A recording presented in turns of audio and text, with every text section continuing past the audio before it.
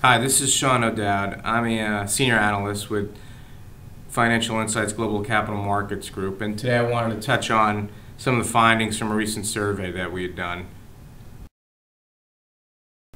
So the survey was fielded in the first quarter of 2009, and it was a U.S. buy and sell side focused field looking at tier 1, 2, and 3 size firms. And it closed on March 4th, which was an interesting time because it capped a very tumultuous 2-month period in the market that touched new lows. And despite the past few months, which may very well be a dead cat bounce, the past year's events in the markets have been nothing short of shocking.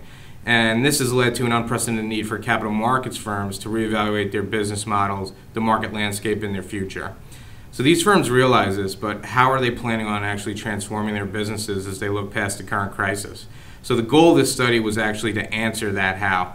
We looked at what changes these firms are expecting to make to their businesses and less about what current thoughts are. And we also looked at what technology choices are expected to be made to support the business changes. And this slide really represents that business model change and the continuous cycle that firms should go through to evaluate their businesses. And our questions revolved around those themes to understand the changes being sought after to transform the business. So let's look at some of the findings. So this looks at some of the IT spend, and it really hones in on where we found there to be the greatest level of opportunity. Overall, for buy and sell side, there wasn't overwhelming evidence that should suggest that IT spend would actually improve greatly. On the flip side, we didn't see that it was pulling back anymore. And there were pockets within the firm that did show some moderate growth. And here we can see that sell-side firms really showed the greatest likelihood to actually increase IT investment, and the technologies listed here are where we found there to be the strongest response rates.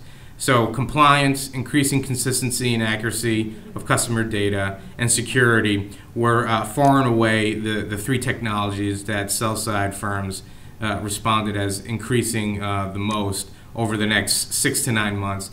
And the strongest levels of response came from these tier 2 and tier 3 firms. So sort of interesting as the dynamics around failures and consolidations take place in the market.